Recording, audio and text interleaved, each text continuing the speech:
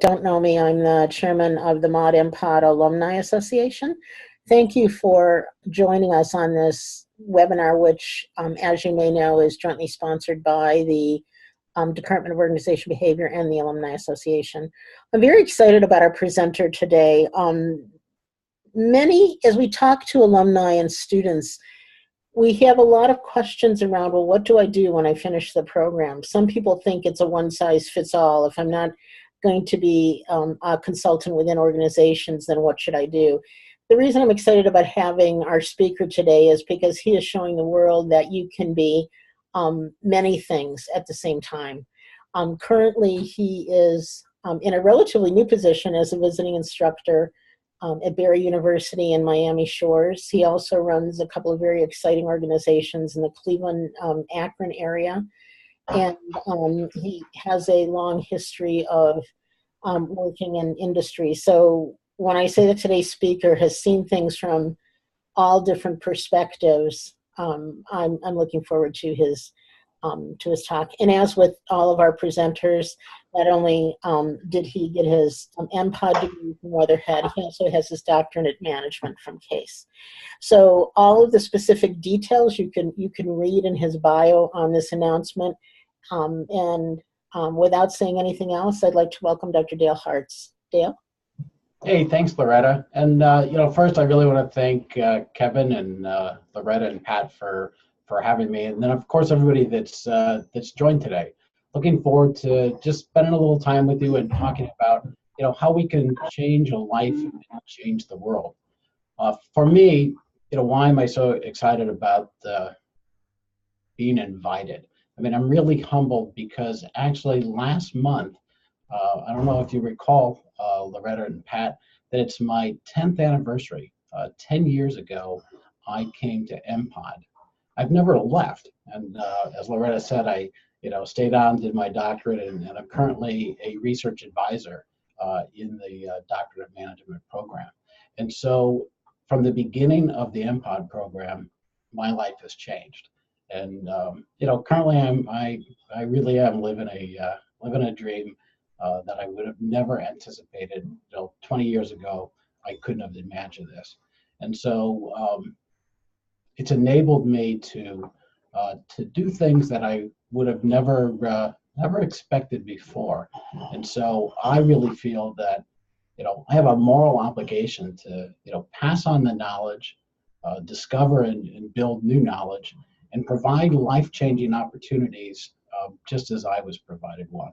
And so in a little bit, I'll share with you a couple of the projects that I'm working on that are making a difference in people's lives.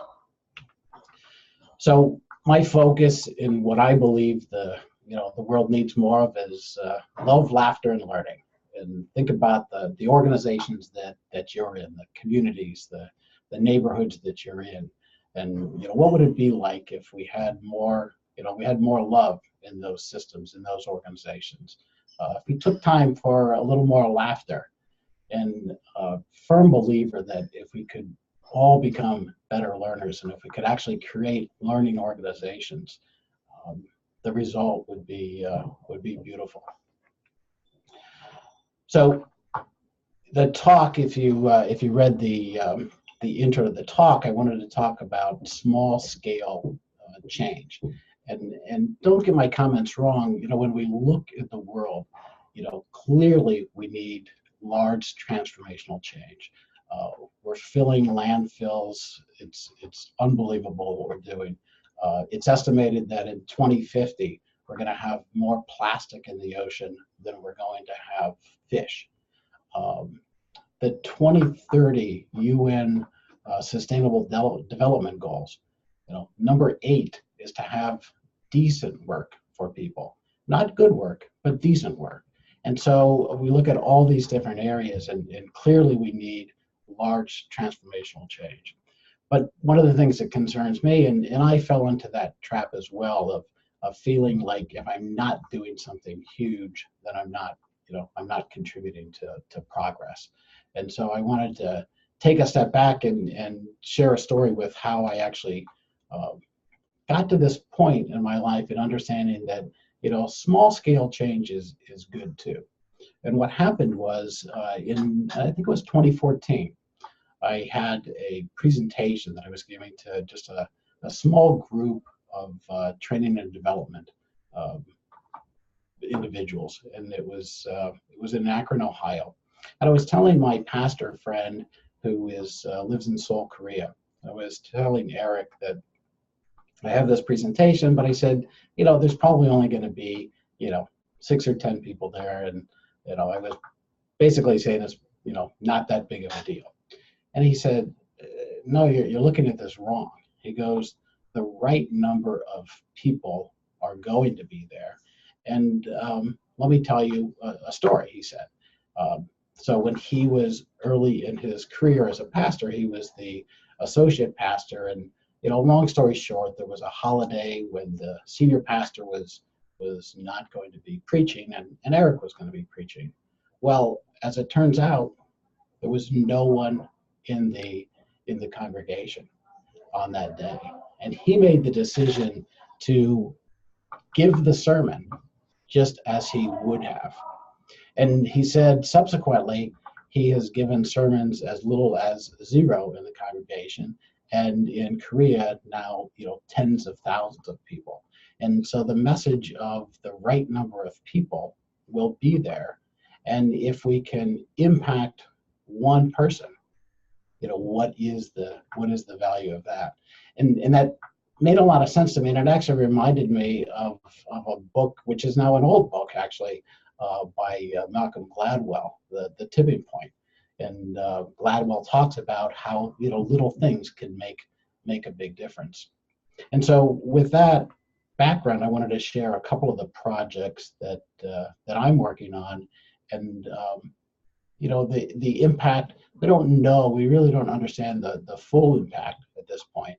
But I'm also not concerned because I know that we're changing lives. And if we can change more lives, that's fantastic. But time will tell. So in 2015, I had this experience where I went down to see my sister in Cincinnati, Ohio. I wanted the experience of riding megabus, so I rode from Cleveland down to Cincinnati to see my sister, and we were in downtown at the market. And there was a stranger that approached me, and basically I was pretending like I didn't see him, and he knew that I saw him. And the end of the story there is I bought him lunch. And on the way back to Cleveland, on the ride, I was thinking about what would the world look like if more people did random acts of compassion for a forgotten people. And as I was thinking about that, I had this idea of what I was calling lunch with a stranger. So I recruited my friend Lee, who we worked together at the time.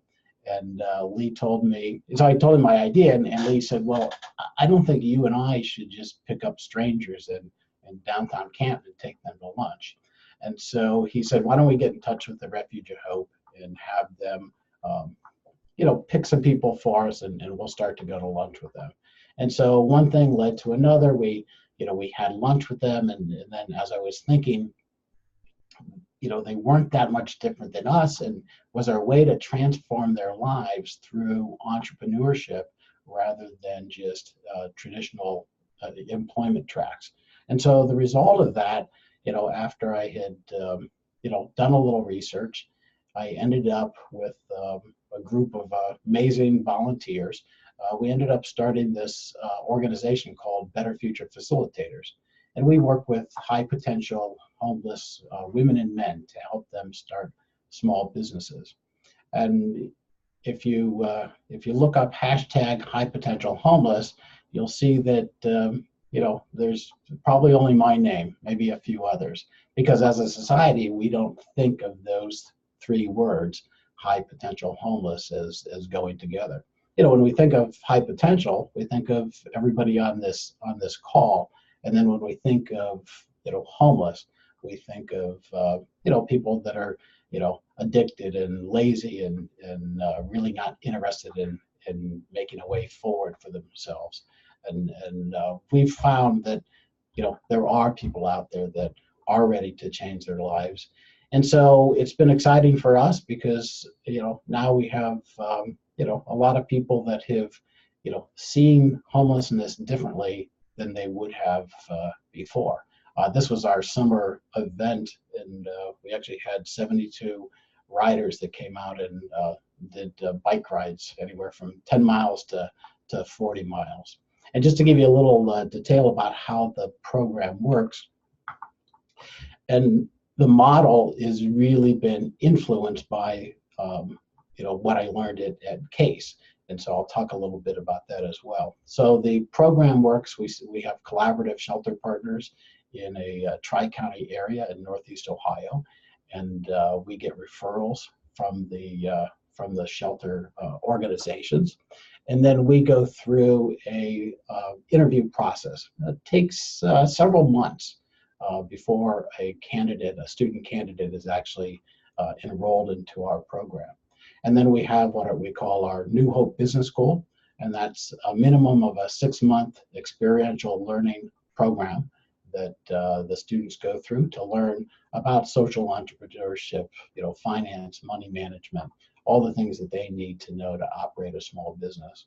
The students that, to graduate the program, they actually go through a presentation, which is like a dissertation defense to the BFF loan committee.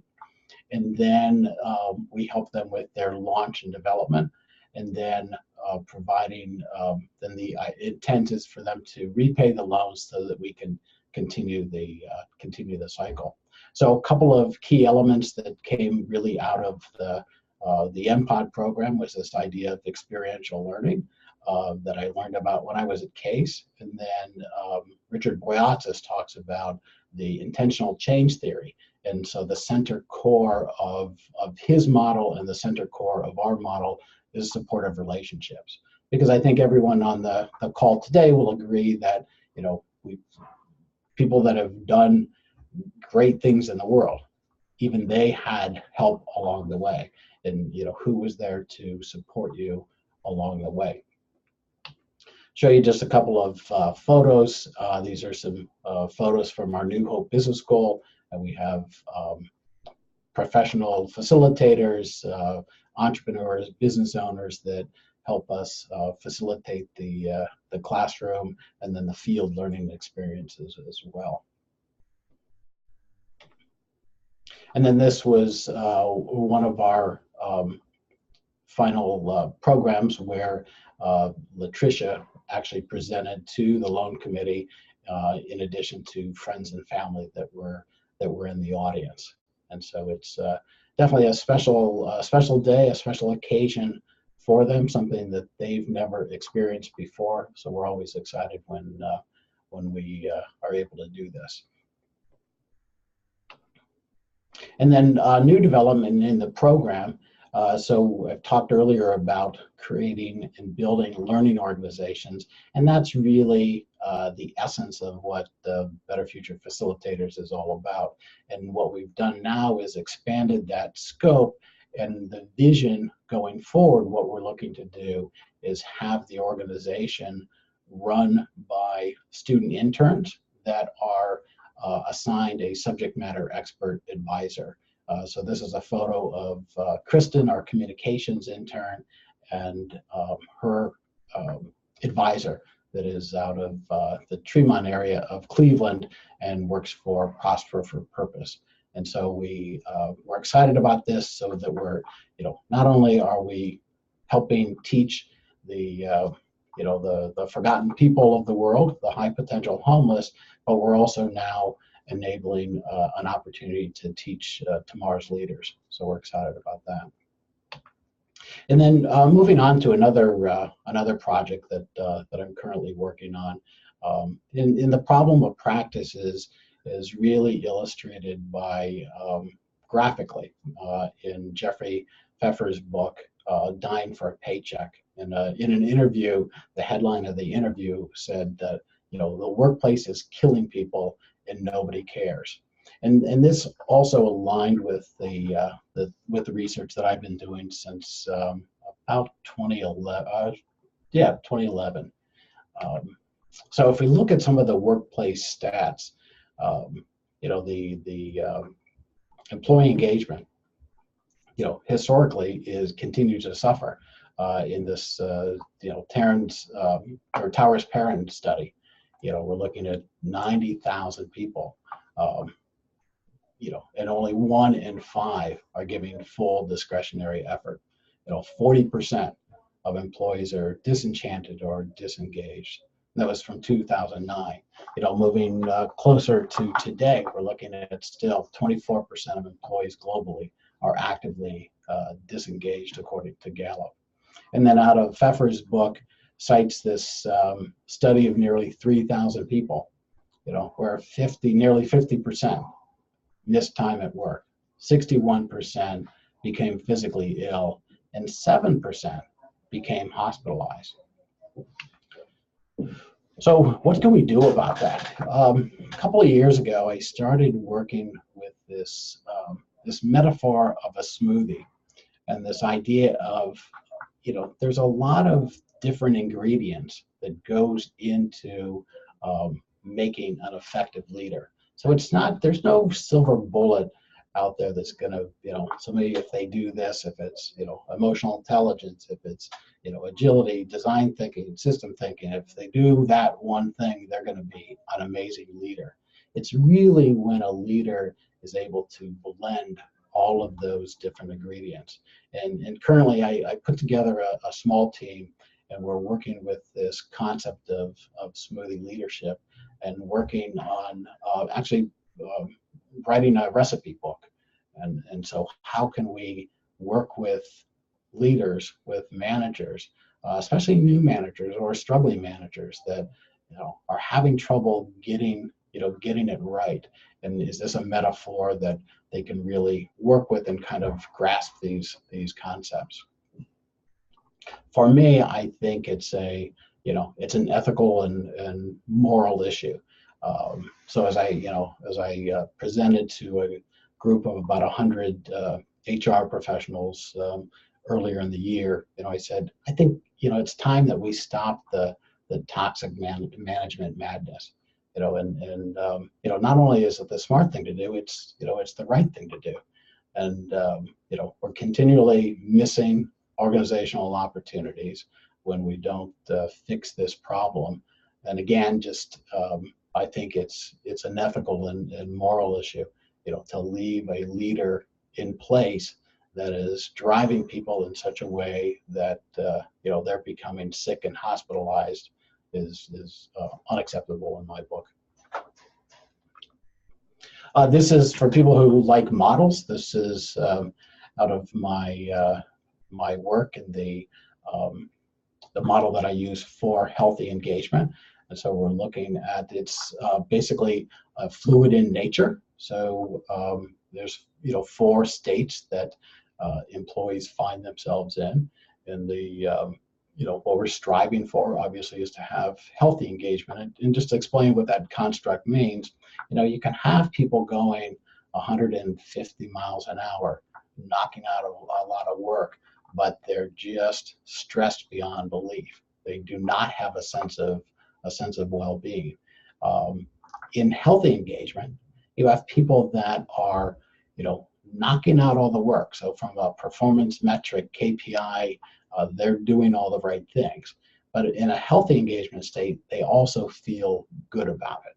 And so that's the ideal, right? So we can have people that are, meeting all the expectations, but they feel good about it. So that leader has really created an environment where not only the individual can flourish, but the team and the organization can flourish as well.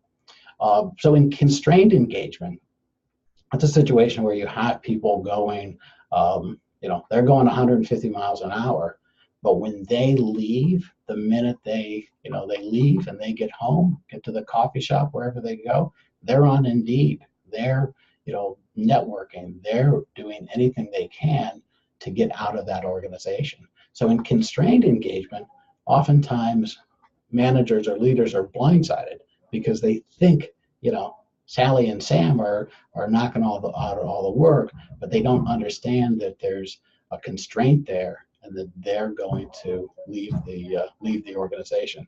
Classic case of the old phrase, people quit a manager, they don't quit the organization. Disengagement. An example of that was one of my research participants said, I will not work a minute um, over 8 hours. So I'll put in my 8 hours and then not a minute more. So that's a classic case of disengagement. And then one of the things that I found was a problem when we just have the engaged and disengaged is the spread. So avoidance is the worst case, and these are individuals, and I had the same thing that for some of my research participants ended up under medical care, and so in an avoidance state, the manager, the leader, is not aware of what's going on because the employees really work to avoid that leader at any cost. So here's an example of what we're looking to do with Smoothie Leadership, and help people think about what is that blend that you need to be an effective leader. And as an example, certainly managers are cited, leaders are cited oftentimes as struggling with communications. And so how do you get that right blend? What's your communication style, and where are the weaknesses? And you'll learn at CASE about the research of generative communication, and what's the ratio of positive emotional attractors and negative emotional attractors. And if you always let me just explain what that ratio means.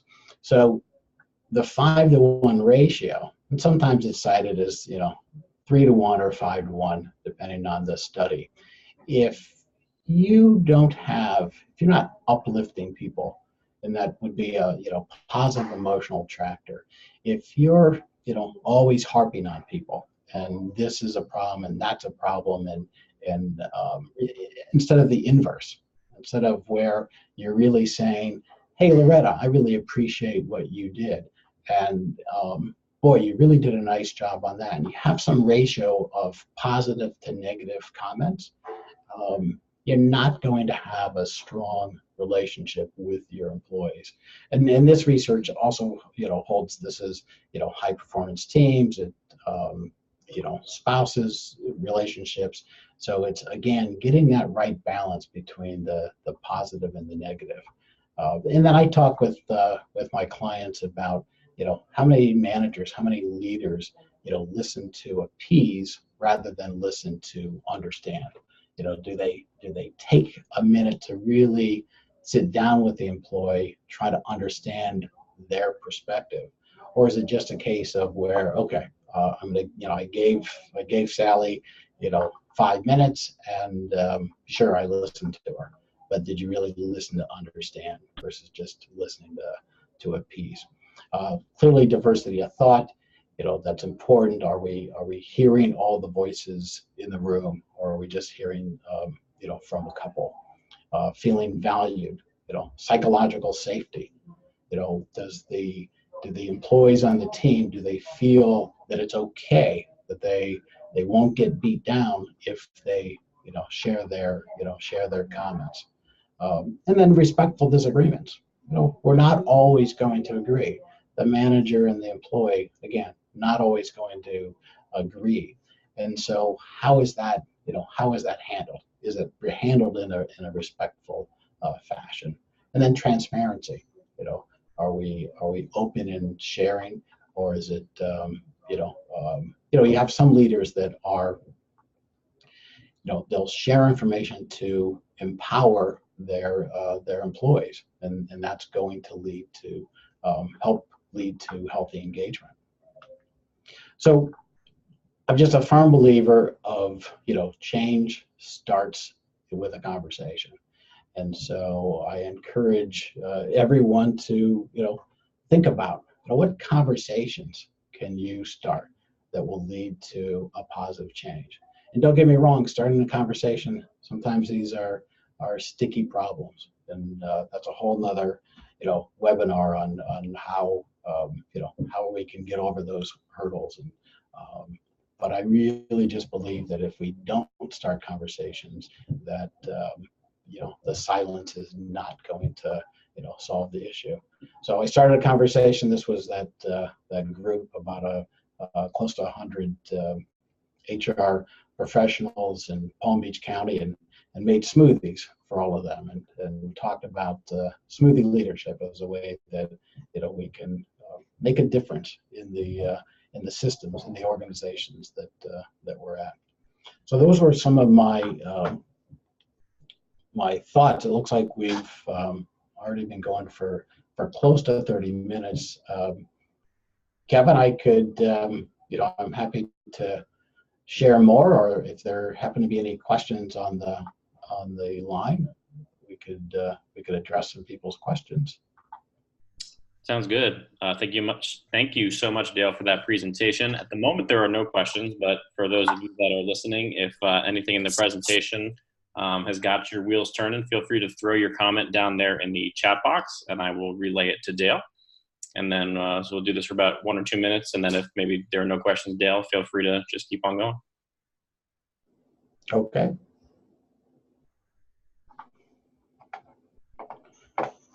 Or we could pick on people to have them ask a question. We could do that. We don't usually do that.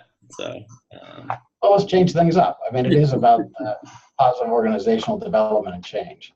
I'm going to let you do that. If you want to call someone out, do you see the names on the right-hand side of your screen, the participant names? I do. There you go. Feel free. Pick away. Oh, we have a question. Saved by the bell. Sarah asked you, have you copyrighted your smoothie leadership construct? It's way cool. I'm glad you like it. I have, I own the domain name. I have not copyrighted it. So now people are running out there to. Hey, Rick Kravanka, how are you? It's nice to see some faces there. Like, hey, Sarah, I'm glad you like that.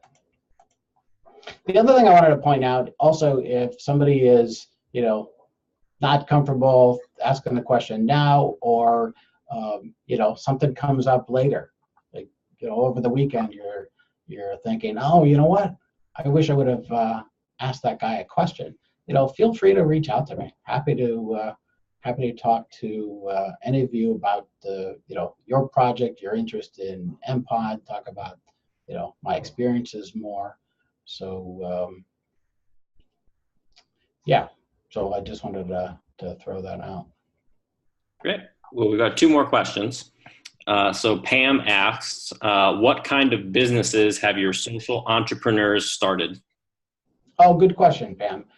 So the first graduate, he started it was called Pro Help and More, and he does, his primary work is with a landlord that owns about, 400 and some rental properties. So he'll do, the clean outs after an eviction, paint them. So he does, property maintenance work. We had a caterer. We have one that we're working on now with a house project, and then sadly we actually lost one of our students to pancreatic cancer, and she was a wonderful lady, and she did custom made bags. So we honor Laura, and miss her. So good question. Next question is from Elena. She asks, can you talk a bit more about the referral/interview process for the BFP program? How are you evaluating potential participants? Yeah, so we do not use standardized instruments. It is it's a process where we're really using that philosophy of lunch with a stranger, and we get a referral.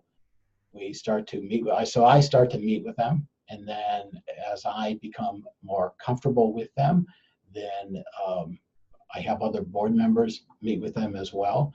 And really the main idea here is getting them to understand that this is a long process, And so some of them will self-select out because they understand, oh, this is going to take me a long time and a lot of work. And so they self-select out, and then then the others stick with it.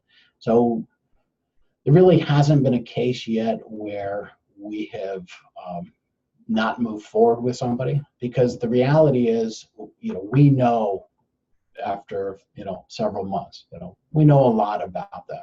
We know their stories, and we know up front their backgrounds are going to be colorful, and it just is it's the nature of the population. And so we know that coming in, but we want to be, we want to have an honest conversation. And so we want to give them, over time, able to share. And it's really that recognition of them sharing what got them in this situation, and taking ownership of that as well. And we're really looking for two qualities. So the one quality is somebody ready to make a change. If they hit that point where they're saying, okay, I don't want to do this anymore. I want to change my life. And then the second quality is we're looking for somebody who can get out of bed without a boss. And so, as an entrepreneur, you gotta get out and make things happen. And if you don't have a boss, and there's plenty of people in the general population that wouldn't be good entrepreneurs. I have a friend that works for Bank of America, an IT guy, and we joke that without a boss, we're not sure what he would do. And so it's not just a statement of the homeless population, but of the general population as well. The last question that is currently in the chat box is from Massimo. He asks, what conversations did you have in the session with the 100 people? Can you give any examples? So that was really the introduction of Smoothie leadership to that group. And so we went through, we started conversations with, or I had them start conversations with, what's their worst boss stories. And then in pairs, they were sharing the worst boss stories, and then we shared that in the full room. And then then we had them, or I had them speak to their neighbors and talk about what's their best boss stories, and then relating that to the whole research on healthy engagement, and then tying that into what are those different behaviors, what are those skills that those leaders have, and viewing those as ingredients. So we're taking all those different ingredients and blending them up. The other thing which I didn't mention is, certainly context matters. And one of the things that I, talked about with that group is I'm a firm believer of, transparency and getting people's opinion, and, hearing all the different voices in the room. But context also matters. And most of you will, or all of you will recall the Sully example with the U.S. Air flight landing it into the Hudson River. I want people's voices to be heard, but I also, in different contexts, we want a leader who can make a decision and move the system forward. We don't want Captain Sully going to the flight attendants and getting their opinions and their buy-in. We don't want him to talk to the other stakeholders, the other people in the back of the plane. We want a leader who can make a decision and move forward. And so that's all about Smoothie leadership, is having the right blend at the right time. What are those ingredients that you need for a particular context?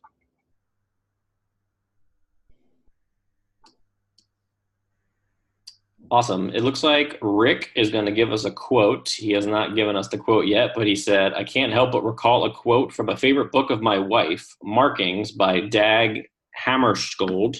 And now we are currently waiting to see what that quote is. Here it is. It is more noble to give yourself completely to one individual than to labor diligently for the masses. That was perfect. And Rick actually shared that with me before. And so that's why I love Rick, and I'm glad that he was able to join us today and contribute. I will open it back up again. Is there any other questions for Dale? And if there's not any other questions, maybe as people start leaving, maybe there's other people that are on the call that want to unmute and sort of ask Dale a question rather than type it out. We can do that as well. We've done that in past weeks. But this will be sort of the last call for any chat box related questions.